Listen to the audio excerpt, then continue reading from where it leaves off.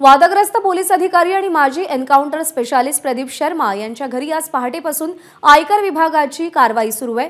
प्रदीप शर्मा यांचे निकटवर्तीय निर्मल देशमुख आणि पप्पू दुबे यांच्या घरी सुद्धा आयकर विभागाने सकाळपासून छापेमारी सुरू केली आहे। पवईच्या हिरानंदानीमध्ये प्रदीप शर्मांचं निवासस्थान आहे आणि याच निवासस्थानी आज सकाळी आयकर विभागाची टीम दाखल होऊन कारवाई सुरू झाली आहे। दरम्यान आयकर विभागाने प्रदीप शर्मा आणि त्यांच्या पत्नीचा मोबाईल जप्त केलाय आणि यावरून प्रदीप शर्मा आणि आयकर अधिकाऱ्यांमध्ये भांडण सुरू असल्याची माहिती समोर येते।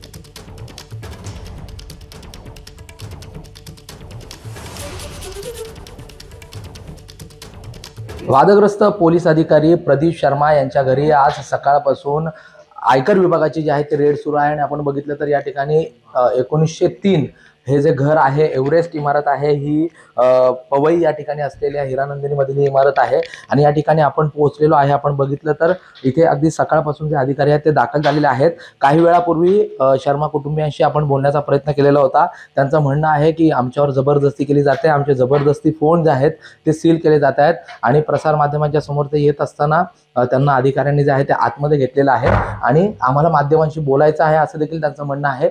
मात्र त्यांना बोलून दिलं जात नाहीये आणि त्यांना आपण बघितलं तर हा दरवाजा आता बंद करण्यात आलेला आहे। एका माजी आमदाराची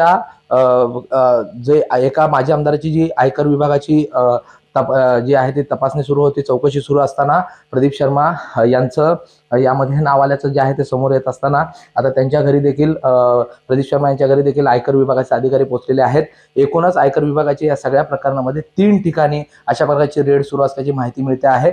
मात्र आता या सगळ्या स्थितीमध्ये पुढे आयकर विभाग नेमकी काय कारवाई करणार हे पाहणं देखील गरजेचं आहे। सत्यम सिंगसह प्रशांत बडे, एबीपी माझा, मुंबई। एबीपी माझा, उघडा डोळे बघा नीट।